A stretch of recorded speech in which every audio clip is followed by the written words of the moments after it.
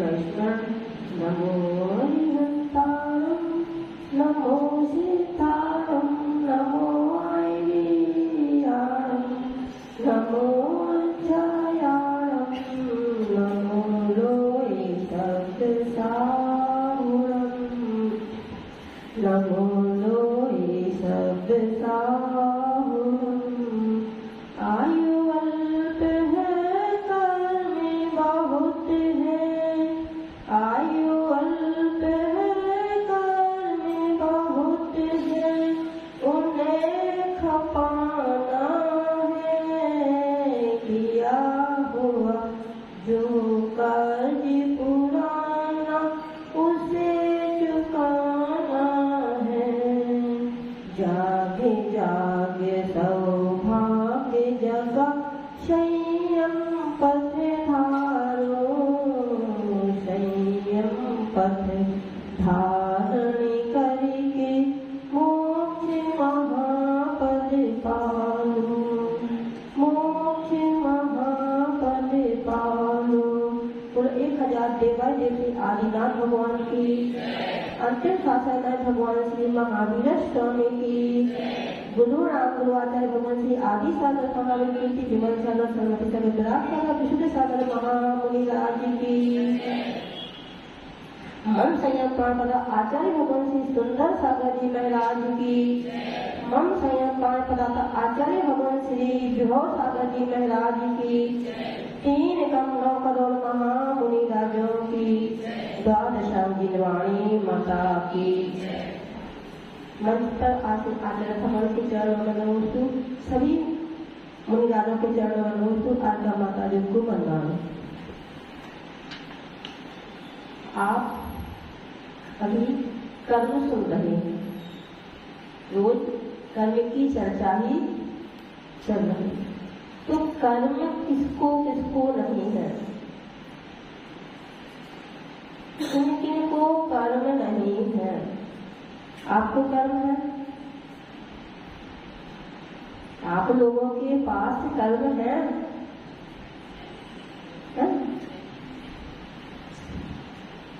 या तो है या नहीं है सबके पास कर्म है तो ये कर्म कब से है यदि सबके पास कर्म है तो कब से है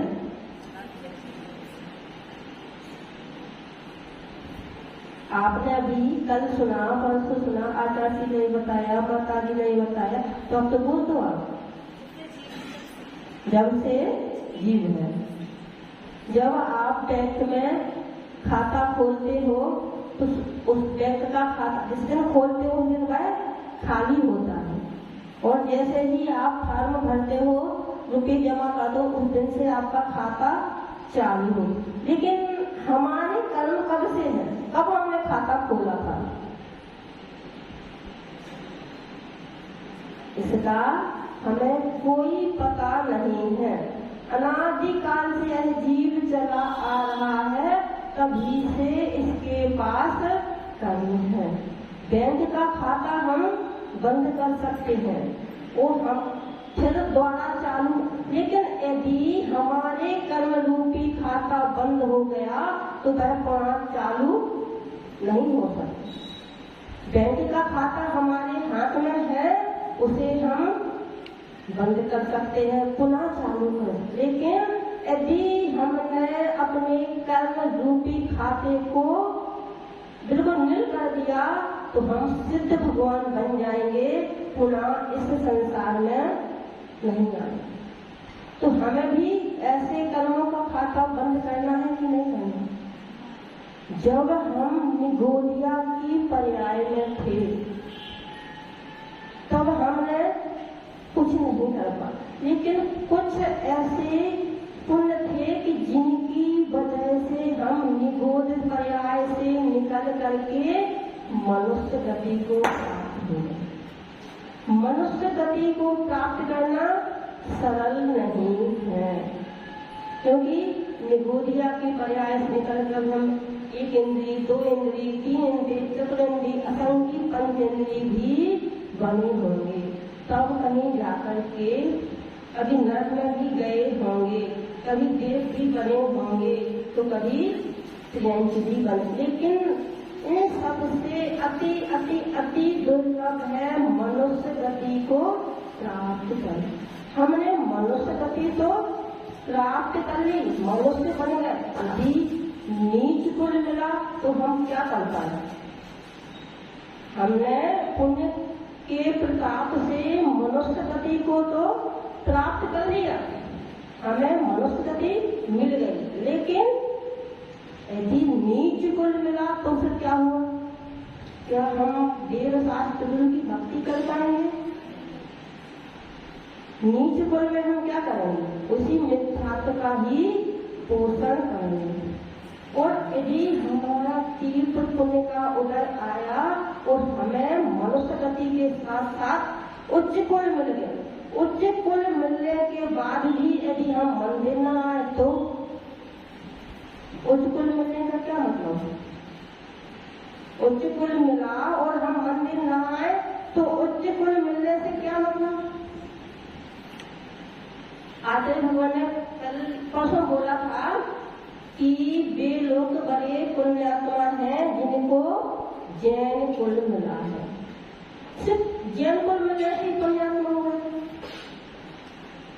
आचार्य भगवान ने आपको आगे बताया था कि हमें कैसे कैसे क्या क्या कर, तो हमें मनुष्य गति मिल गई, उच्च कुल मिल गया, उच्च कुल मिल गया, जैन धर्म मिल गया। और हमें यदि शरीर स्वस्थ नहीं मिला तो हम क्या करेंगे?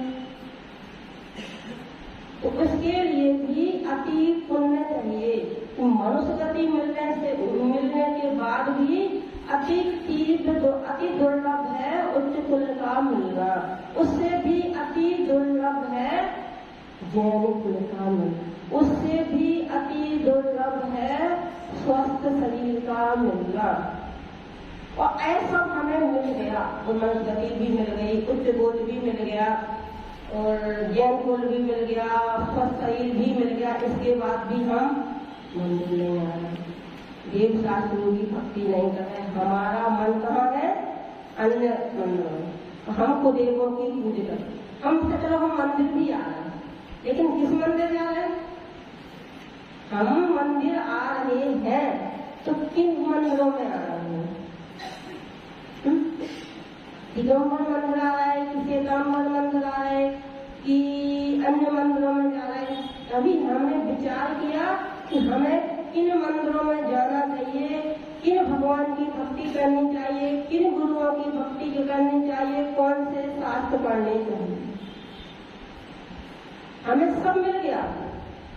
अति अति दुर्लभ पुण्य के उदय से मनुष्य गति मिल गई, उच्च कुल मिल गया, जैन धर्म मिल गया, स्वस्थ शरीर मिल गया और मंदिर भी हम जा रहे हैं। ये सब अति पुण्य के उदय से होता है।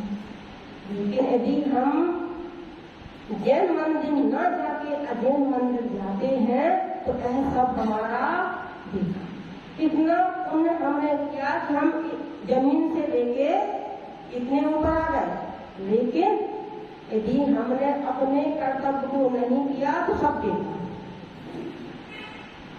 तो हमें किन भगवान की भक्ति करनी चाहिए, भगवान कैसे हैं जिनकी हमें भक्ति करनी चाहिए, किन भगवान की भक्ति करनी चाहिए? आप किस मंदिर में जाते हैं? बस तो भगवान कैसे हैं वहां पर? तो हमें वीतरागी भगवान की ही भक्ति करनी चाहिए। कल आपको आचार्य ने बताया था कि 5 परमेष्टि होते हैं, उनमें अरहंत और सिद्ध कैसे है? सरागी है ना? अरहंत और सिद्ध सरागी है ना? तो कैसे है? सही है। तो अरहंत और सिद्ध कैसे हैं? वीतरागी है। और आचार्य उपाध्याय आचार्य ने बोला सरागी है। कैसे सरागी? जैसे आपके पास वस्त्र है, ऐसे आचार्य के पास भी वस्त्र है ना?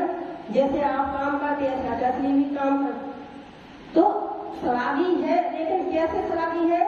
जैसे आप लोग हैं वैसे सरागी नहीं है। उनके पास राग रूप में पिछी कमंडल है, साथ है, जिनवाणी है, इन्हीं का राग गुण है, इसलिए वो सरागी है। आप जैसे धन के राग के सरागी नहीं है।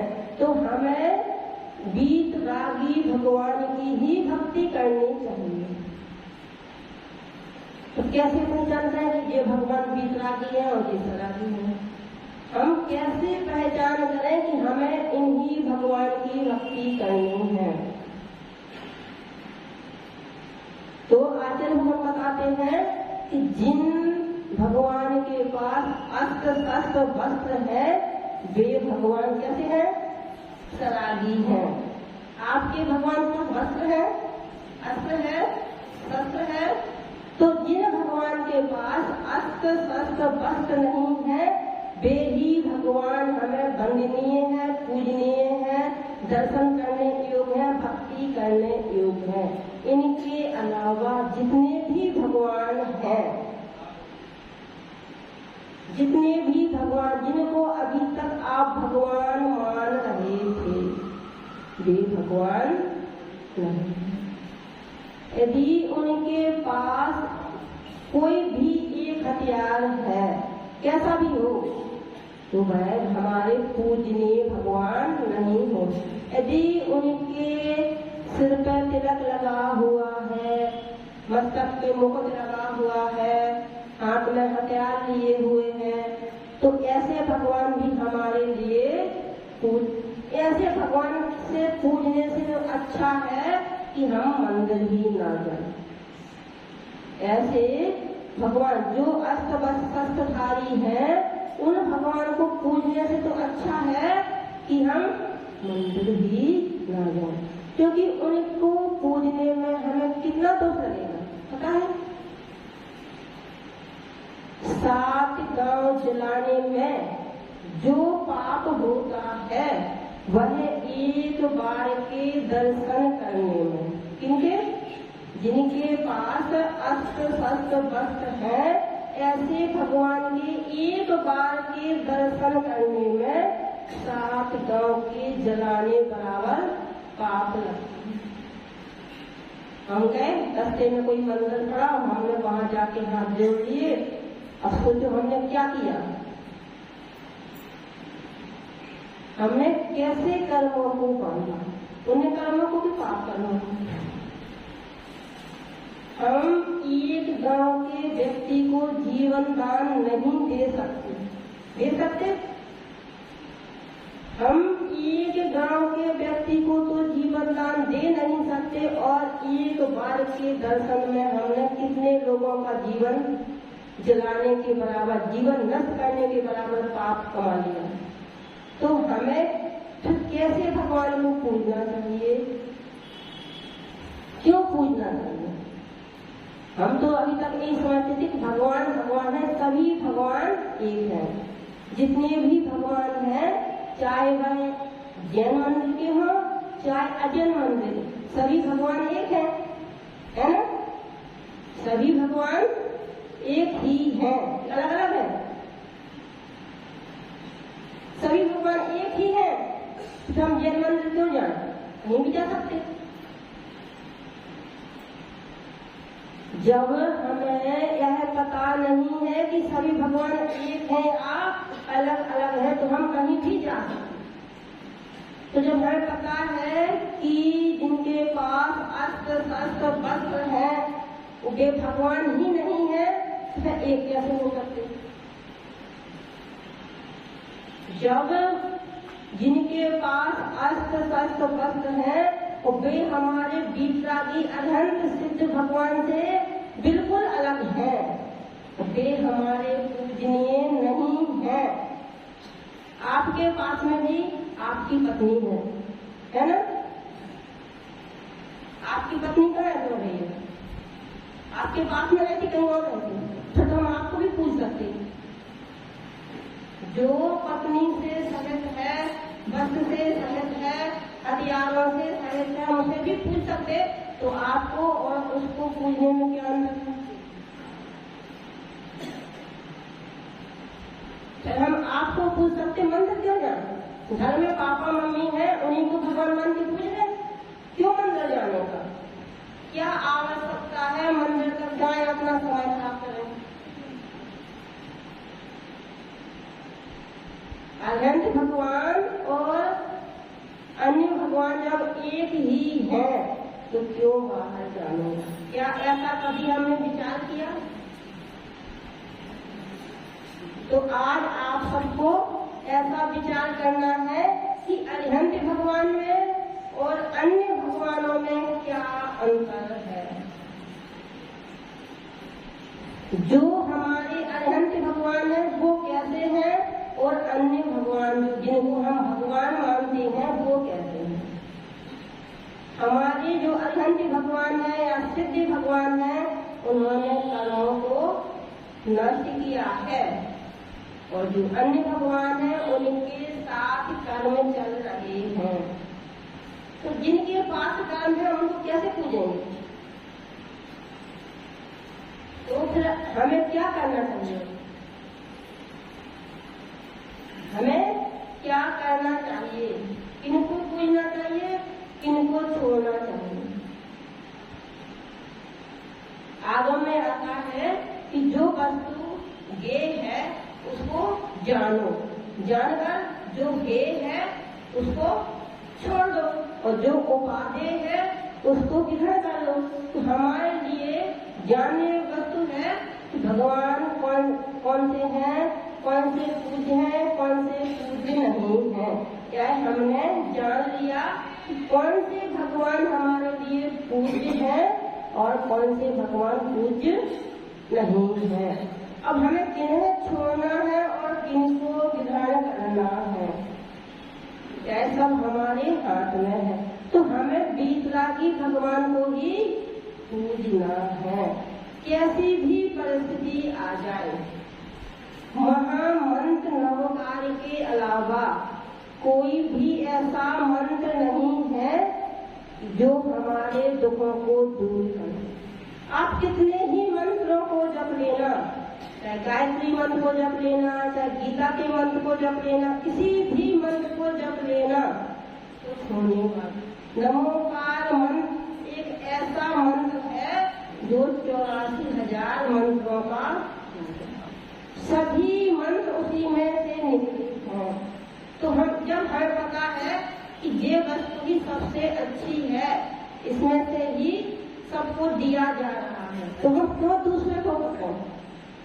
जब हमें पता है कि सबसे अच्छी वस्तु क्या है, नमोकार मंत्र, हम दूसरे मंत्रों को क्यों पकड़ें? क्यों उस नमोकार मंत्र का जाप करें?